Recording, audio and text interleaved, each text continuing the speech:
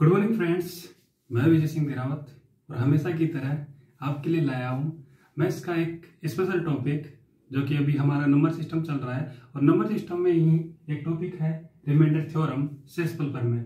शेषफल प्रमेय से जानने से पहले मैं आप सभी से एक गुजारिश करना चाहूंगा कि जिन्होंने भी अभी तक हमारा चैनल सब्सक्राइब नहीं किया है वो सब्सक्राइब कर लीजिए और बेल आइकन को दबाना मत भूलिएगा ताकि हमारे जो अपडेट्स है वो आपको मिलते रहे।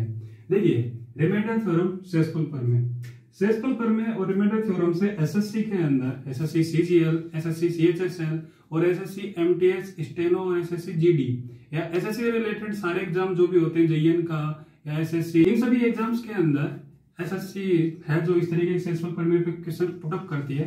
कभी कभी ऐसे क्वेश्चन होते हैं वो रेलवे के अंदर और बैंकिंग में भी देखने को मिलते हैं, तो आप इस टॉपिक को एक बार अच्छे से समझ लीजिए ताकि आपको इस टॉपिक के अंदर कोई भी ऐसी समस्या ना हो, ताकि बाद में आपको क्वेश्चन सोल्व करने में कंफ्यूजन क्रिएट हो जाए और आपको आते हुए भी क्वेश्चन आप ना कर पाओ। तो हमारी गुजारिश आपसे ये है कि एक बार इस क्वेश्चन को, इस टॉपिक को आप अच्छे से समझ लीजिएगा कि मैं क्या समझाना चाहूंगा आपको, तो इससे कि आपके सारे डाउट्स क्लियर हो जाएंगे और एग्जाम में अच्छा स्कोर कर पाएंगे। देखिए, रिमाइंडर थ्योरम शेषफल प्रमेय, शेषफल प्रमेय मैं आपसे अगर कहूं, मान लीजिए कि आपको 18 में 4 का भाग देना है, 18 में 4 का भाग देना है, तो आपका शेषफल कितना आएगा? आपका शेषफल कितना आएगा? तो आप कहेंगे कि 4 में 18 का भाग देते हैं तो 4 चौके 16, 4 बार भाग चले जाता है और रिमाइंडर कितना बचता है? 2। ठीक, इसी तरीके से अगर मैं कहूँ आपको कि 20 में 6 का भाग दीजिए तो आप कहेंगे कि शेषफल बचेगा 2, क्योंकि 6 का भाग 20 में 6 × 18 और शेषफल बच जाएंगे 2। ठीक है, इसी तरीके से अगर मैं आपसे कहूं कि 30 में 7 का भाग दीजिए तो आपका जो शेषफल बचेगा वो बचेगा 2। ठीक है, और भी अगर मैं आगे बढ़ूं तो मैं आपसे पूछता हूं जैसे कि 50 में 9 का भाग दीजिए, तो आप 50 में जब 9 का भाग देंगे तो आपका जो शेषफल बचेगा वो बचेगा 5। कैसे? 9 का भाग 50 में 9 पंजे 45 और शेषफल बच गया 5।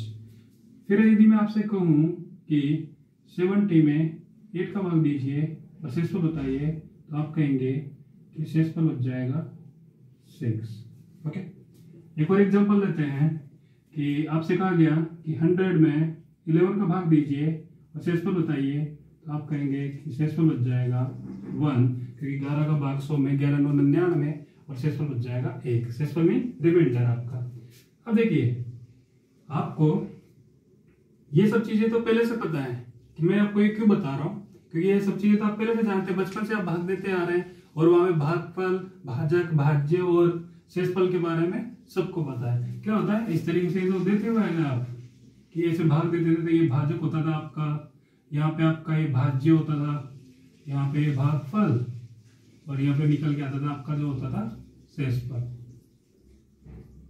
अब मेरा जो ये समझाने का जो टारगेट है या मैं आपको क्यों समझाने चाहता हूँ, इसका मोटिव क्या है, तो उसका देखिए, आप अगर 4 का भाग 18 में देते हैं, 4 का भाग 18 में देते हैं, तो अगर मैं 4 बार भाग दूं, 4 का भाग 4 बार दूं तो आता है 16। ठीक, और 16 18 से कितना कम है? 2 कम है, तो आपने कहा कि शेषफल 2 बच गया। अगर मैं इस 4 का भाग इस 18 में 5 बार दे दूं, 4 पंजे 20। ठीक है, तो अब 20 18 से ज्यादा हो गया, तो अब शेषफल 18 में से 20 को घटाना होगा और शेषफल इस टाइम पे क्या बच जाएगा, तो आप कहेंगे अब शेषफल बच जाएगा -2। नहीं समझ में आया? देखिए दोबारा से एक और एग्जांपल, जैसे कि 6 के अंदर 20 है, तो 6 का भाग 20 में दिया तो शेषफल आया 2, 6 × 18 और 20 में से 18 को घटाया तो शेषफल आ गया 2। अब अगर मैं 6 का भाग 20 में 4 बार देता हूं, 6 चौके 24, तो 24 हो जाएंगे और 20 से 24 कितना ज्यादा है? 4 ज्यादा है। अब 20 में से 4 को घटाएंगे तो शेषफल क्या निकल के आएगा? -4। ये समझ में आ रहा है? 7 का भाग अगर 30 में देंगे तो शेषफल आया 2। 7 का भाग 30 में जब दिया था तो 4 बार गया था और 7 चौके हो गए था 28। 30 में से 28 को अगर घटाया तो शेषफल आ गया 2। अब यदि मैं 7 का भाग 5 बार 2 इसके अंदर, तो 7 पंजे 35 हो जाएगा, और वो 30 से ज्यादा है, 35 हो गया, 7 पंजे 35, और 30 से कितना ज्यादा है, 5 ज्यादा है। तो 30 में से अगर मैं 35 को घटाऊंगा तो मेरे पास में शेषफल आ जाएगा -5। देखिए भाई, ये क्यों कर रहा हूं आपको किसी भी संख्या का एक तो धनात्मक शेषफल चाहिए होता है और एक ऋणात्मक शेषफल चाहिए होता है। बेसिकली हम अब तक जो करते आए हैं वो धनात्मक शेषफल ही निकालते हैं, और लास्ट में भी हमेशा धनात्मक ही निकालना रहता है। ऋणात्मक उस कंडीशन में हमें सहयोग करेगा जब चीजें थोड़ी धनात्मक शेषफल के रूप में बड़ी हो जाएगी, तो वहां पे जो ऋणात्मक शेषफल है वो हमारे लिए मददगार साबित हो सकता है। कैसे? इसका अभी आगे आने वाले क्वेश्चनों में आप समझ जाएंगे कि मैं ऋणात्मक शेषफल क्यों बताना चाह रहा हूं आपको। देखिए, अगर मैं आपको बोलूं कि यहाँ पे, अब इतना अगर आप समझ गए तो आपको यहाँ पे शेषफल निकालने के लिए बोला जाए तो आप कहेंगे कि 9 का भाग 50 में देता हूं मैं, तो 9 पंजे 45, तो 45 50 से कम है तो प्लस का 5 मीन पॉजिटिव शेषफल बचता है +5। अगर मैं कहूं कि 9 का भाग आप 50 में दीजिए, 9 छेक ने 54, आपने 6 बार भाग दिया तो 9 छेक के 54, और वो 50 से ज्यादा हो गया, तो 50 में से 54 को घटाने पे कितना शेषफल बचेगा, -4। ठीक, देखिए यहाँ पे एक बात और ध्यान दीजिएगा कि ये जो 4 है जिससे अपन भाग दे रहे हैं, तो शेषफल 2, और ये जो रिमाइंडर का अगर मैं इसका जो -2 है, इसका बिना साइन के अगर जोड़ लूं, ये 2 है और यहाँ पे -2 या -2 है, तो इसका अगर बिना साइन के लूंगा तो 2 आएगा, और इन दोनों का एडिशन हमेशा नीचे वाली संख्या के बराबर होता है। कैसे? देखिए 2 और ये जो -2 था, इसको अगर मैं बिना साइन के लूंगा तो ये 2 आएगा, और इनका एडिशन 4 भाजक के बराबर होगा। जैसे यहाँ पे देखिए 2 शेषफल है और यहाँ पे -4 है, तो 2, और इसको अगर मैं बिना साइन के लूंगा तो 2 और 4 6, ये इसके बराबर आएगा। उसी तरीके से अगर मैं यहाँ पे शेषफल 2 है पॉजिटिव वाला धनात्मक, और यहाँ पे ऋणात्मक शेषफल कितना है 5, तो मैं इसकी केवल वैल्यू ले रहा हूँ, परिणाम ले रहा हूँ, तो यहाँ पे इन दोनों को अगर मैं ऐड करूंगा तो ये आ जाएगा 7, किसके बराबर, अपने भाजक के बराबर। उसी तरीके से यहाँ पे देखिए 5 और 4, अगर इन दोनों वैल्यूज को मैं केवल ऐड करता हूँ तो ये इसके भाजक के बराबर आएगा, 9 के बराबर।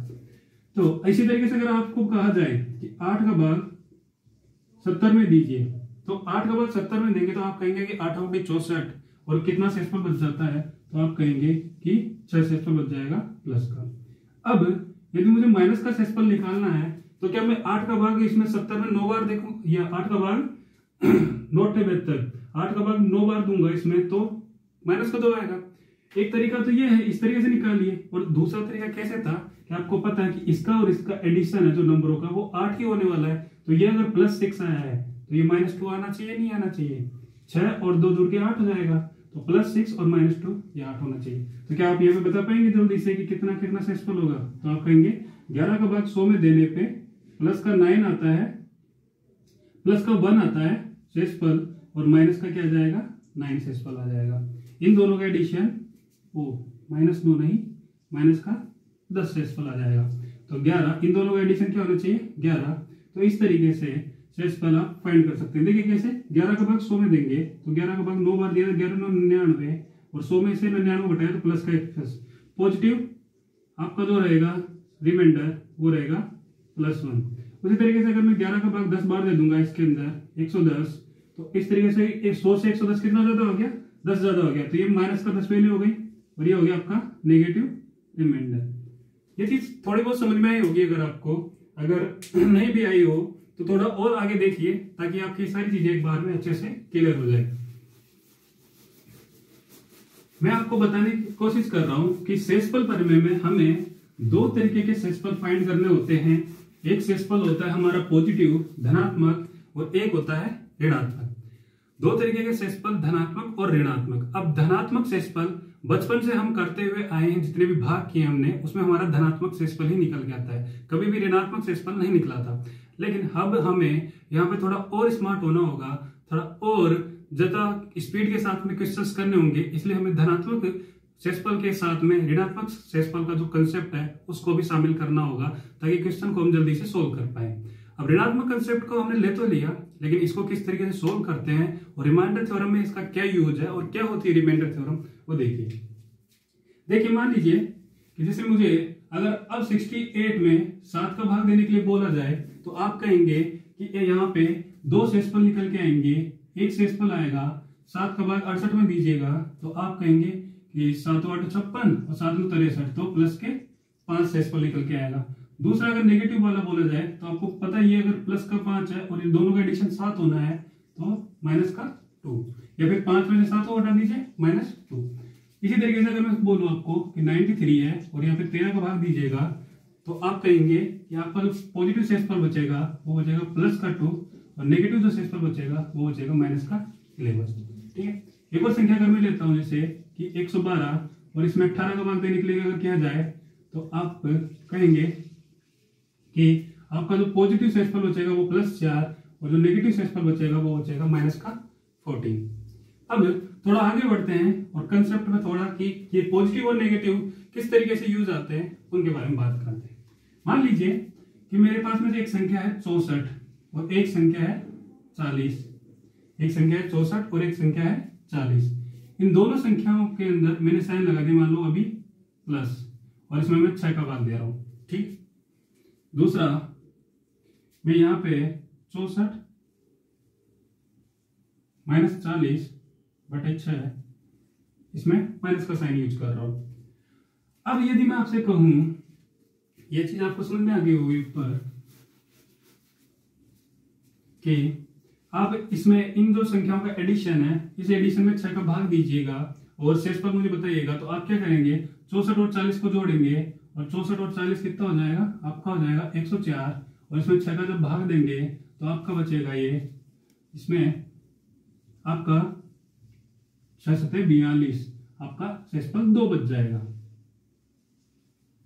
ठीक, अब यदि आपको ये छोटा क्वेश्चन है इसलिए आपको एडिशन करके भाग देने में ज्यादा टाइम नहीं लगा, लेकिन आपको कंसेप्ट बिल्ड करना है तो कंसेप्ट किस तरीके से बिल्ड करेंगे और नेगेटिव और पॉजिटिव जो रिमाइंडर्स हैं उनको कैसे यूज करेंगे उस पर थोड़ा ध्यान दीजिए, ताकि बड़े जब क्वेश्चन आएंगे आपके पास में तो वो जल्दी से सोल्व कर पाए वो आप। देखो 6 का भाग अगर मैं 64 में देता हूं तो मेरा एक तो पॉजिटिव रिमाइंडर आ सकता है, क्या आएगा पॉजिटिव रिमाइंडर आप बताओ, तो आप कहेंगे कि पॉजिटिव रिमाइंडर आएगा प्लस का 4 और नेगेटिव रिमाइंडर आ जाएगा माइनस का 2। धनात्मक शेषफल आ जाएगा प्लस का 4 और ऋणात्मक शेषफल आ जाएगा माइनस का 2। उसी तरीके से अगर मैं 4 में भाग दूं 6 का तो प्लस का 4 आपका आ जाएगा धनात्मक शेषफल और ऋणात्मक शेषफल आ जाएगा आपका माइनस का 2। ठीक है, अब अगर ये चीज आपको समझ में आई होगी तो यहाँ पे देखिए, यहाँ पे जो ये साइन है ये बहुत मैटर करेगा।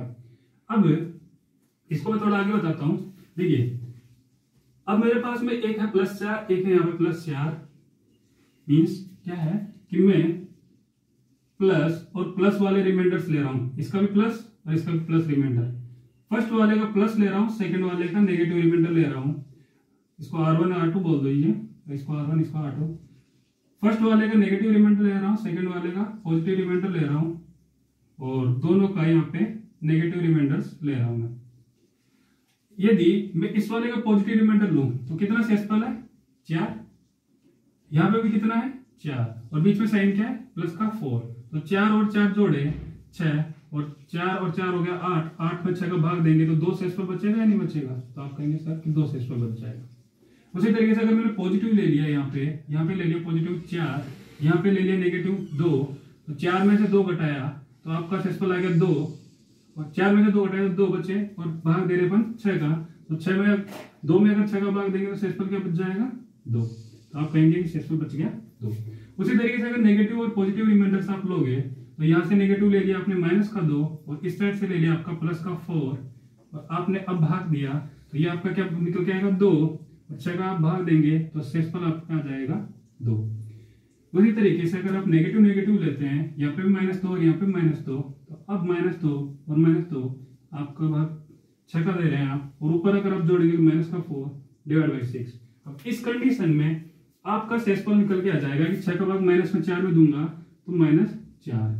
लेकिन हमें जो लास्ट वाला जो शेषफल बताना है वो नेगेटिव में नहीं बताना है, वो हमें पॉजिटिव में बताना है, क्योंकि शेषफल कभी नेगेटिव में तो होता नहीं। हमारे कंसेप्ट हमने बनाया है कि ऋणात्मक शेषफल होता है, बाकी इस क्वेश्चन जो हमें आंसर मिलेंगे उसमें तो शेषफल हमेशा धनात्मक रहता है। तो आपको क्या करना है, इस शेषफल को धनात्मक बनाना होगा। और आपको पता है कि इस शेषफल को धनात्मक कैसे बनाते हैं कि इसका जो ये नीचे भाजक होता है 6 वो इसमें से अगर इसको घटा दूंगा तो धनात्मक शेषफल आ जाएगा। कहने का मीन है आपको पता था कि धनात्मक और ऋणात्मक दोनों जो शेषफल होते हैं उनका एडिशन किसके बराबर होता है, भाजक के बराबर। तो ये अगर मेरे पास में ऋणात्मक शेषफल है और मुझे धनात्मक शेषफल निकालना है तो मुझे भाजक में से इसको क्या करना होगा, घटाना होगा। और 6 में से अगर मैं 4 को घटा दूंगा तो मेरे पास में जाएगा 2। तो इस तरीके से देखिए आप 2 शेषफल यहाँ पे भी, 2 यहाँ पे भी, 2 यहाँ पे भी और 2 यहाँ पे भी। मीन आप कोई भी तरीका ले लीजिए, आप इसका पॉजिटिव पॉजिटिव ले लीजिए, इसका पॉजिटिव नेगेटिव ले लीजिए, यहाँ से इसका नेगेटिव इसका पॉजिटिव या इन दोनों का नेगेटिव, तब भी आपका जो शेषफल आएगा वो हमेशा सेम आएगा। तो उम्मीद है कि ये चीज आपको समझ में आई होगी। बढ़ते हैं हमारे नेक्स्ट कंसेप्ट पे। क्वेश्चन और लेते हैं 65 × 78 और इसमें भाग देने के लिए बोल दिया गया है 9 का। पिछले क्वेश्चन में हमने पॉजिटिव वाला ले लिया था, यहाँ पे मैं मल्टीप्लाई का ले रहा हूँ। अगले क्वेश्चन हम नेगेटिव का ले लेंगे। देखिए 65 × 78 है, इसका मल्टीप्लाई करके इसमें 9 का भाग देना है और जो शेषफल आएगा वो आपको बताना है।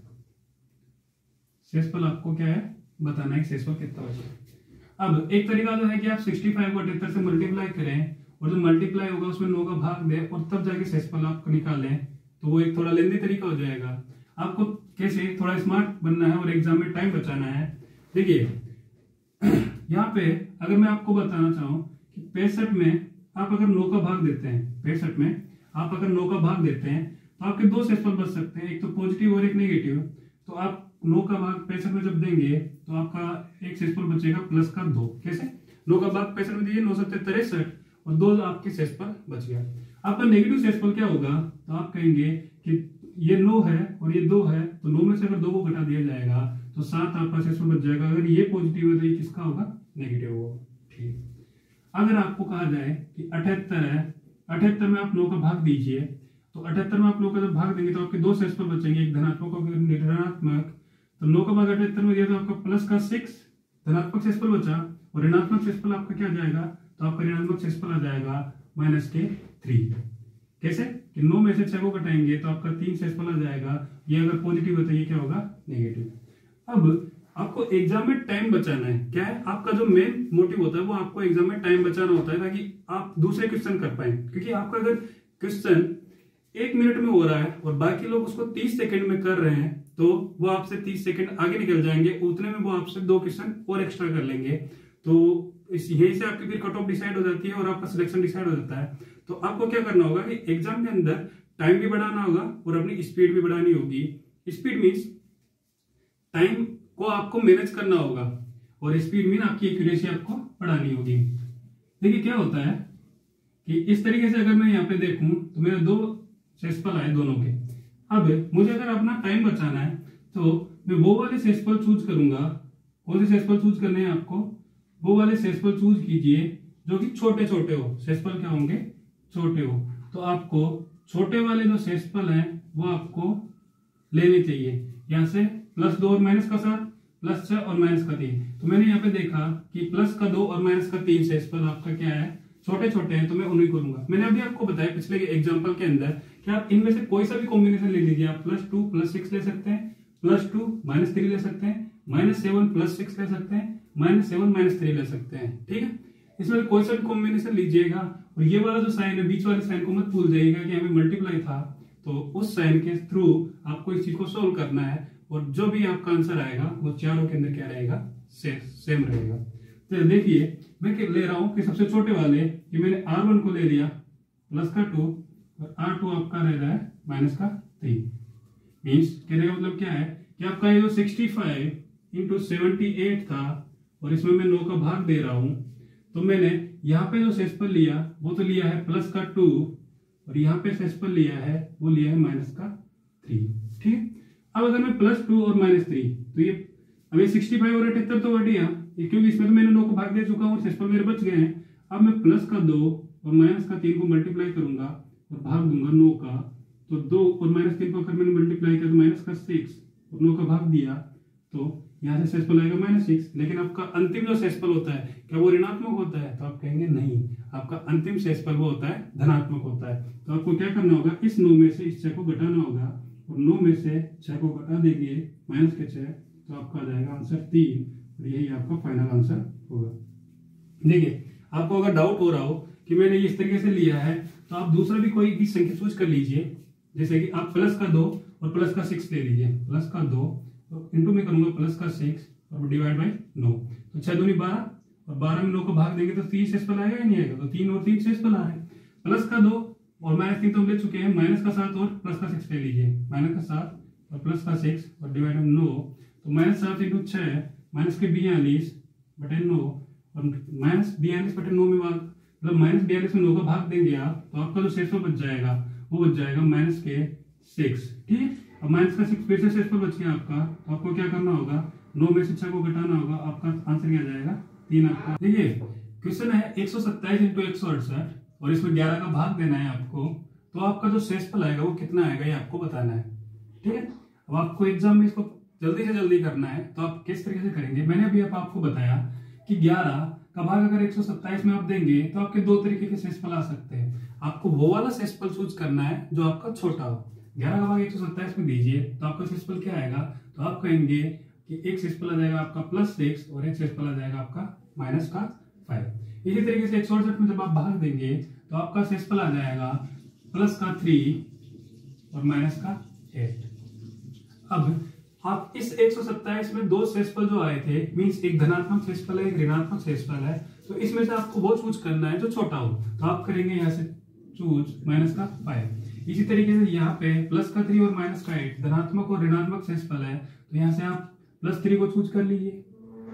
अब आपने इन दोनों को सिलेक्ट कर लिया, सिलेक्ट करने के बाद में बीच में साइन किसका है, मल्टीप्लाई का, मल्टीप्लाई का साइन लगाएंगे और यहाँ पे किसका भाग दे रहे हैं, 11 का। ठीक है, 11 मीन्स क्या होता है, आप जब भी किसी भी संख्या में भाग देते हैं तो उसका जो शेषफल होता है, इस संख्या का भाग इसमें दे रहे हैं तो जो भी शेषफल होता है, तो यहाँ से इस संख्या का मान तो हमने शेषफलों में काउंट कर लिया, लेकिन अब जो शेषफल होंगे -5 और +3 ये भी तो मल्टीप्लाई रहे होंगे, तो उस फॉर्मेट में आपको फिर 11 का भाग देना है।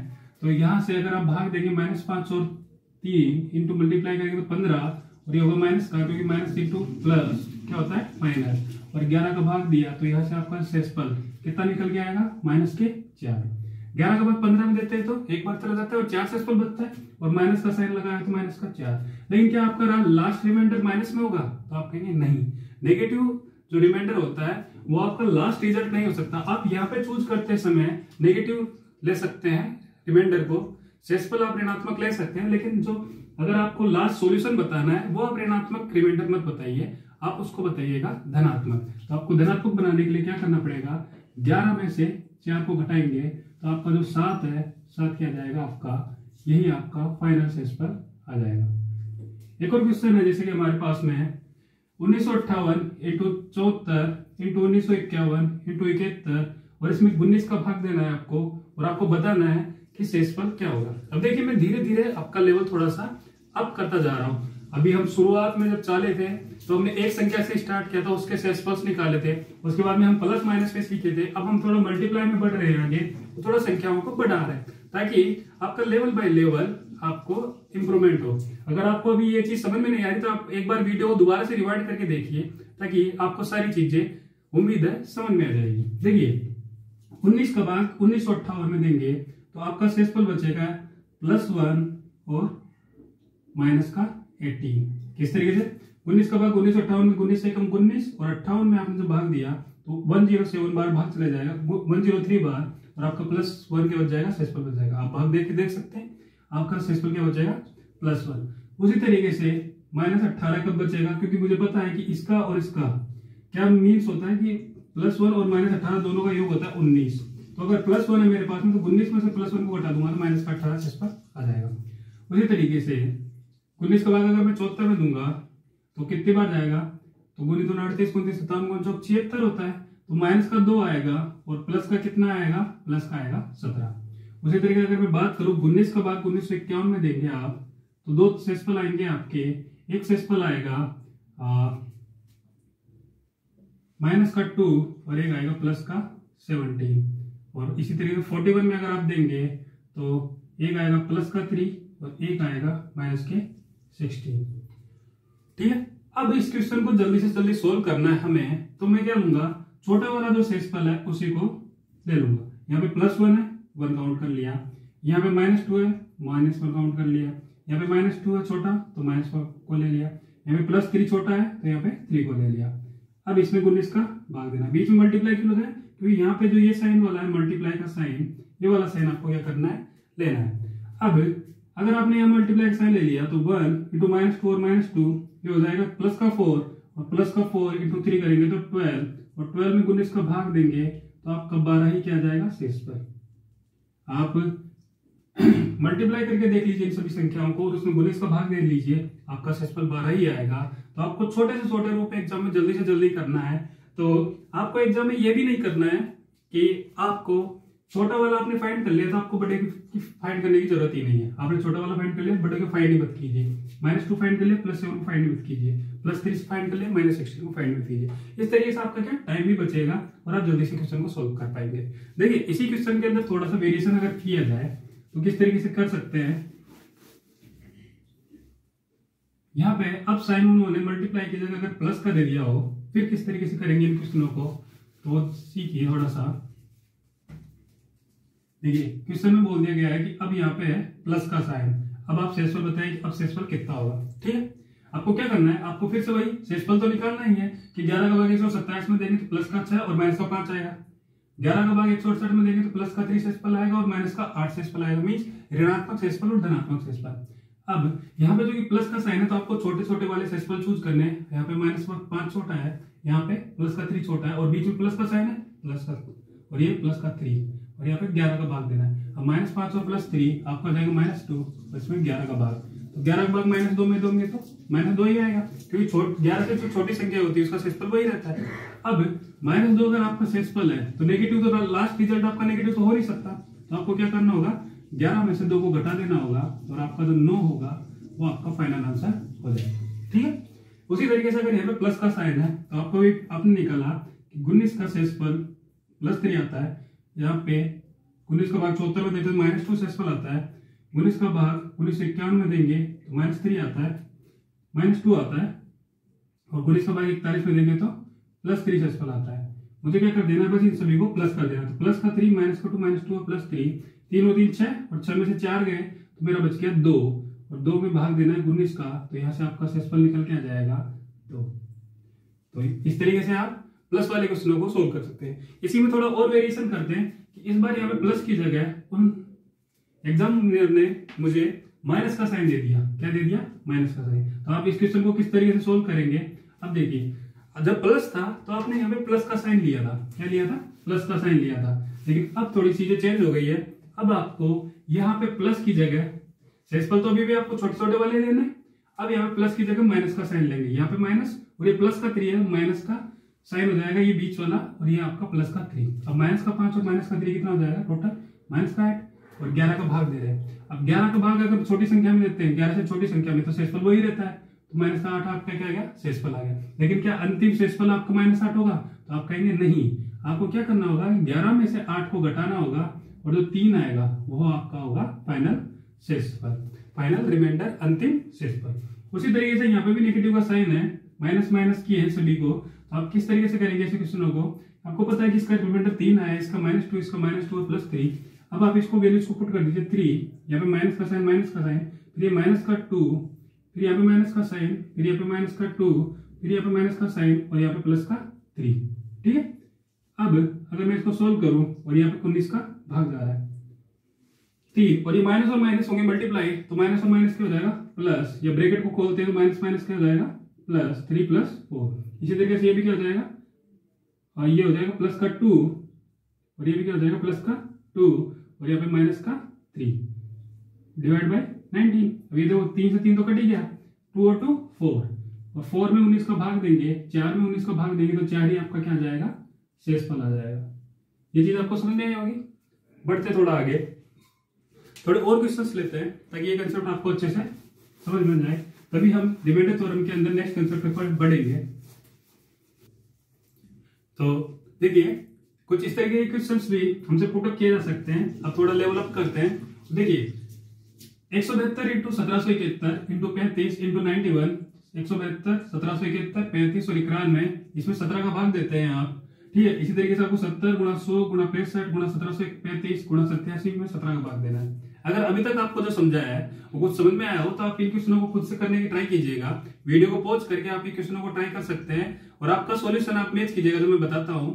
तो अगर आपको चीजें समझ में आ रही है तो आपका सॉल्यूशन मैच हो जाएगा। अगर चीजें आपको समझ में नहीं आ रही तो एक बार वीडियो को रिवाइंड करके देखिए ताकि एक बार आपको चीजें अच्छे से समझ में आए तो क्वेश्चन करने में आपको कोई प्रॉब्लम नहीं होगी। देखिए किस तरीके से सोल्व करेंगे कि 17 का भाग 172 में दिया तो आपको पता है कि अब मुझे छोटा वाला ही शेषफल लेना है, बड़े वाला शेषफल नहीं लेना है। अब छोटा वाला वो नेगेटिव भी हो सकता है और पॉजिटिव भी हो सकता है। छोटा वाला जो शेषफल आपका धनात्मक शेषफल हो सकता है या फिर ऋणात्मक शेषफल होता है। तो आप 17 का भाग जब 172 में देंगे तो आपको पता है कि प्लस का 2 शेषफल बचेगा यहाँ पे और छोटा वाला तो माइनस का 15 बचेगा, नेगेटिव वाला आपका माइनस का 15 बचेगा और ये प्लस का 2 धनात्मक बचेगा। तो छोटा वाला ये आपका है। 1771 में अगर आप भाग देंगे 17 का तो यहाँ पे बचेगा प्लस का 3 शेषफल। उसी तरीके से 35 में आप अगर भाग दे रहे हैं 17 का तो आपका प्लस 1 शेषफल बचेगा। 17 का भाग अगर आप 91 में दे रहे हैं तो आपका ये बचेगा प्लस का 6 शेषफल आपका बच जाएगा। अब क्वेश्चन को आपको बस सोल्व करना है कि प्लस का 2 यहाँ पे बचा है तो 2 इंटू 3 इंटू 1 इंटू 6 और डिवाइड में कर देंगे आप 17। यहाँ से अपने मल्टीप्लाई किया 6 3 18 18 दूनी 36 और 36 में भाग देंगे 17 का तो 36 में अगर 17 का भाग देते तो शेषफल क्या बचेगा तो आप कहेंगे शेषफल बचेगा 2। 17 दूनी 34 और 2 आपका क्या बच जाएगा शेषफल बच जाएगा। देखिए इस क्वेश्चन को कैसे करेंगे, 17 का भाग आप 70 में देंगे तो आपको पता है शेषफल बचेगा प्लस का 2। 17 चौके 68 और 68 बार चले जाएगा और 2 शेषफल क्या हो जाएगा बच जाएगा। उसी तरीके से आप 100 में भाग देंगे तो 17 का भाग 17 चौके 68 17 5 85 17 की 102। 100 के पास में क्या है 102 है तो आप कहेंगे कि माइनस का 2 शेषफल बचेगा। संख्या अगर इससे ज्यादा आ रही है तो माइनस में आता है, संख्या अगर इससे कम आती है तो प्लस में आता है आपका धनात्मक। मैं क्या कहना चाह रहा हूं, मान लीजिए कि आप एक कोई संख्या का भाग दे रहे हैं n का m में, ठीक है। अब अगर m होगा वो n के इससे कोई मल्टीपल में बैठा हुआ है कि उससे संख्या ज्यादा है, n के मल्टीपल पे जो m है वो उस संख्या से n का जो मल्टीपल है, मान लीजिए कि n का p एक मल्टीपल है, ठीक है, जो m के आसपास है, लेकिन m अगर उस मल्टीपल से ज्यादा है तो आपका जो वो आएगा शेषफल वो आएगा नेगेटिव। अगर m जो है आपका इस मल्टीपल से कम है तो आपका पॉजिटिव शेषफल आएगा। ये चीज समझ में, ठीक है। अगर ये चीज समझ में आ रही है तो देखिए 100 में जब आपने भाग दिया 17 का तो 17 चौके 68 17 5 85 तो 85 में तो प्लस का 15 शेषफल बचता, लेकिन 17 के 102 भी होता है और यहाँ पे माइनस का 2 शेषफल बच रहा है तो आप छोटा वाला शेषफल लेंगे। 17 का भाग 65 में देंगे तो 17 चौके 68 होता है तो यहाँ से माइनस का 3 शेषफल बच जाएगा। 17 का भाग 1735 में देंगे तो यहाँ पे प्लस 1 का शेषफल बच जाएगा। 17 का भाग 87 में देंगे तो 17 चौके 68 17 5 85 यहाँ पे आपका प्लस का 2 शेषफल बच जाएगा। आपको क्या करना है, केवल मल्टीप्लाई कर देना है 2 इंटू माइनस का 2 इंटू माइनस का 3 इंटू 1 इंटू 2 और यहाँ पे डिवाइड में है 70। अब अगर मल्टीप्लाई करेंगे तो देखिए माइनस और माइनस ये 2 बार है तो ये प्लस का साइन हो जाएगा और सारा क्या हो जाएगा प्लस में। 2 इंटू 3 6 6 इंटू 2 18 6 इंटू 12 12 इंटू 2 24 2 दूनी 4 4 3 12 12 दूनी 24 24 में 17 का भाग देंगे तो आपका शेषफल निकल के आ जाएगा 5। ठीक, आपको ये चीज समझ में आई होगी। बढ़ते हैं एक या दो क्वेश्चनों पे और पे मैक्स, ताकि आपको ये चीज अच्छे से क्लियर हो जाए, तभी हम आगे पढ़ेंगे अच्छे क्वेश्चन देखने के लिए जो कि एसएससी सीजीएल में पूछे जाते हैं। देखिए क्वेश्चन एग्जाम में कुछ इस तरीके का पुटअप किया जा सकता है, factorial 1 plus factorial 2 plus factorial 3 plus factorial 4 plus factorial 5 से लेके फैक्टोरियल 1000 तक, और इस सभी का फैक्टोरियल को ऐड कीजिए और उसमें 12 का भाग दीजिए। ठीक है, अब अगर मैं इस तरीके से सभी का फैक्टोरियल फाउंड करूं और फाउंड करके सभी को ऐड करूं और उसमें फिर 12 का भाग दूंगा तो एग्जाम का सारा समय भी आप ले लेंगे तब भी इसको सोल्व नहीं कर पाएंगे। आपको क्या करना है, आपको स्मार्ट बनना है, और स्मार्ट बनते हुए आप कम से कम टाइम के अंदर विद 100% एक्यूरेसी आपको ये क्वेश्चन क्या करना है, सोल्व करना है। क्या होता है कि आप टाइम कम लेंगे, एक्यूरेसी आपकी 100% होगी, तभी आपका सिलेक्शन होगा। अगर आप टाइम भी बढ़ा रहे हैं, एक्यूरेसी बढ़ा रहे हैं, तो आपका सिलेक्शन नहीं होगा। टाइम आप कम कर रहे हैं लेकिन एक्यूरेसी भी कम हो रही है साथ में, तब भी आपका सिलेक्शन नहीं होगा। आपको क्या करना होगा, टाइम कम और एक्यूरेसी ज्यादा, उसी कंडीशन पे आपका सिलेक्शन होगा और आपको सिलेक्शन लेके रहना है। देखिए किस तरीके से करेंगे इस क्वेश्चन को सोल्व। 12 का भाग देना है मुझे फैक्टोरियल 1। अब आपको पता होगा फैक्टोरियल, मैंने पिछली कक्षा में आपको बता चुका हूँ फैक्टोरियल के बारे में। जब हमने इकाई अंक के बारे में सीखा था, तो इकाई अंक निकालना जब हमने सीखा तो मैंने फैक्टोरियल के बारे में आपको थोड़ा सा जानकारी दी थी। तो वहां से आपको अगर पता होगा, और जिनको नहीं पता तो वो हमारी प्रीवियस क्लास देख सकते हैं। प्रीवियस क्लास में जो इकाई अंक वाली क्लास है हमारी यूनिट डिजिट वाली, उस क्लास के अंदर मैंने फैक्टोरियल के बारे में बताया हुआ है। देखिए फैक्टोरियल 1 की वैल्यू किस तरीके से फाइंड करते हैं, आपको 1 से गिनती स्टार्ट करनी है और जहां तक ये फैक्टोरियल लिखा होता है वहां तक आपको मल्टीप्लाई कर देना है। फैक्टोरियल 1 तो 1 से लेके 1 तक मल्टीप्लाई करना है, तो 1 ही हो जाएगा इसका वैल्यू। फैक्टोरियल 2, अब 1 से लेके और कहां तक चलना है 2 तक, तो 1 into 2, तो इसकी वैल्यू कितनी हो जाती है 2। फैक्टोरियल 3 की अगर मैं बात करूं तो 1 से लेके 2 और फिर 3, तो इस तरीके से इसकी वैल्यू कितनी हो जाती है 6। फैक्टोरियल 4 की बात करूं तो 1 से लेके आपको 4 तक जाना है, और इसकी वैल्यू कितनी हो जाएगी, तो आप कहोगे इसकी वैल्यू हो जाएगी 24। फैक्टोरियल 5 की अगर मैं बात करूं तो आप कहेंगे इसको कि 1 into 2 into 3 into 4 into 5, और इस तरीके से इसकी वैल्यू हो जाएगी 120। ठीक, उसी तरीके से अगर आप 1000 की वैल्यू निकालेंगे तो आपको 1 से लेके 2 से लेके 1000 तक क्या करना पड़ेगा, मल्टीप्लाई करने का, और इसकी वैल्यू कुछ आएगी।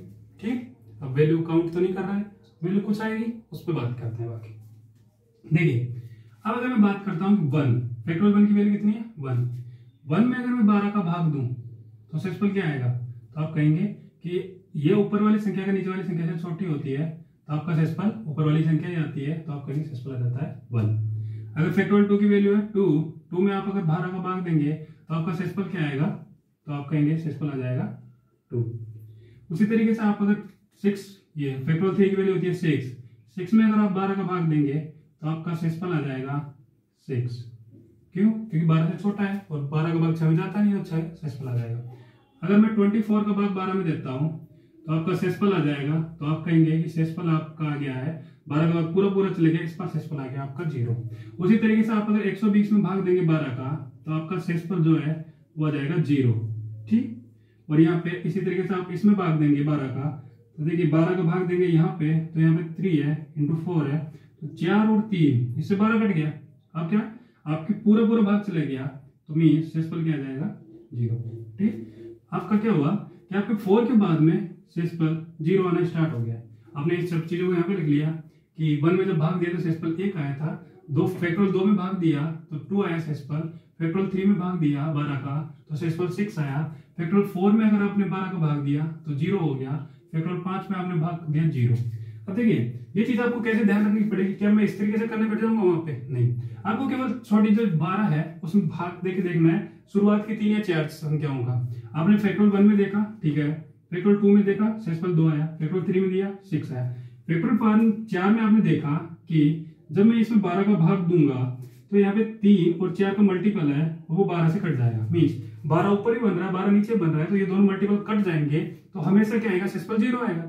उसी तरीके से अब आपको पता है कि फैक्टोरियल 5 को फैक्टोरियल 4 into 5 लिखा जा सकता है, नहीं लिखा जा सकता, और 5 into फैक्टोरियल 5 4, और इसमें 12 का भाग, जब 12 का भाग में इसमें दे रहा था तो शेषफल 0 आ रहा था, तो आगे किसी भी संख्या से मल्टीप्लाई कर लूंगा शेषफल 0 आएगा। फैक्टोरियल 6 को भी आप क्या लिख सकते हो, 5 into 6 into फैक्टोरियल 4 और बटे 12, तो 12 में जब फैक्टोरियल 4 का भाग दे रहे तो अब 0 आ रहा है, और एक बार आपका 0 बनना स्टार्ट हो गया तो यहाँ पे भी शेषफल क्या आ जाएगा, 0 आ जाएगा। और इस तरीके से फैक्टोरियल 5, फैक्टोरियल 6, फैक्टोरियल 7 सभी के अंदर आपका शेषफल क्या हो जाएगा 0। तो आपको आगे अगर आपका फैक्टोरियल 6 होता है तो उसमें भी शेषफल 0 आएगा, करते करते आपका 1000 में भी शेषफल 0 आएगा।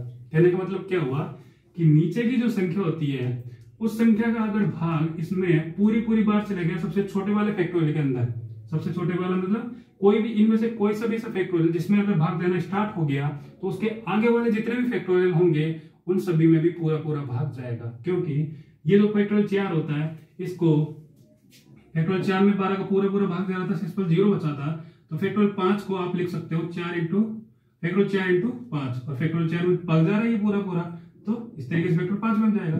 फैक्टोरियल 6 को क्या लिख सकते हो 6 into फैक्टोरियल 5, और 5 पे पूरे शेषफल 0 आया है तो फैक्टोरियल 6 में भी जाएगा, तो इस तरीके से 1000 का जो फैक्टोरियल है उसमें भी क्या चले जाएगा, पूरा भाग चला जाएगा।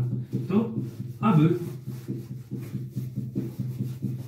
अगर मैं बात करूं आगे, तो हम 12 का भाग दे रहे थे इसमें, और 12 का भाग दिया और यहाँ पे शेषफल बचा 1, यहाँ पे शेषफल 2, यहाँ पे शेषफल 0, शेषफल 6, और यहाँ पे 0 0 0 और आगे सभी 0 आएंगे। ठीक है। तो 0 ऐड करने से मतलब नहीं है। अब आप क्या करेंगे, इसमें 12 का भाग, 6 और 2 8, 8 1 9, 9/12 शेषफल आपका क्या निकल के आ जाएगा, आप कहेंगे शेषफल आपका आ जाएगा 9। तो इस तरीके से आपका शेषफल 9 निकल के आ जाएगा। देखिए इसी क्वेश्चन में आपको है ना एक दूसरे तरीके से पूछ सकता है, ठीक है। एसएससी में आए हुए क्वेश्चन है ये, एसएससी सीजीएल मेंस के अंदर। तो क्वेश्चन में आपको 9 का भाग दे बोल देगा और फैक्टोरियल 1 से लेके 1000 तक का क्वेश्चन है और आप इसमें 9 का भाग दीजिए और आपको शेषफल फाइंड करना है। तो अब आप किस तरीके से फाइंड करेंगे, आपको पता है कि आप फैक्टोरियल 1 में अगर 9 का भाग देंगे तो आपका शेषफल 1 ही आएगा, क्योंकि फैक्टोरियल 1 की वैल्यू कितनी होती है 1। फैक्टोरियल 2 में अगर आप 9 का भाग देंगे तो आपका शेषफल क्या आएगा, 2 ही निकल के आएगा, क्योंकि 9 का भाग फैक्टोरियल 2 में और फैक्टोरियल 2 की वैल्यू कितनी होती है 2। फैक्टोरियल 3 में अगर आप 9 का भाग देंगे तो आपका शेषफल 6 निकल के आएगा, क्योंकि फैक्टोरियल 3 की वैल्यू कितनी होती है 6। फैक्टोरियल 4 में जब आप 9 का भाग देंगे तो आपको पता है कि फैक्टोरियल 4 को लिखा जाता है 4 × 3 × 2 × 1 बटे 9।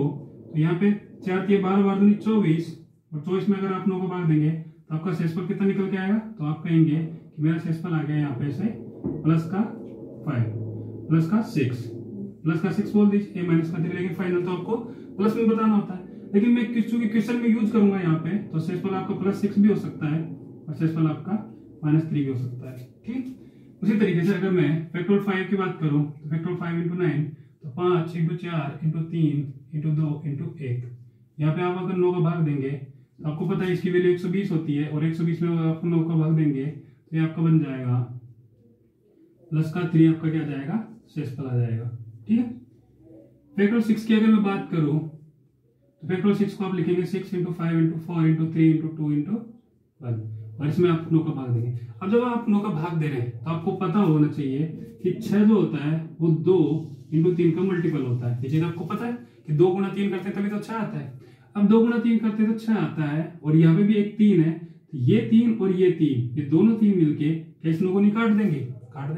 और अगर ये ऊपर वाली संख्या 2 इस नीचे वाली संख्या को काट रही है पूरी, मींस कि इसमें पूरा भाग चला गया और शेषफल कितना आ गया 0।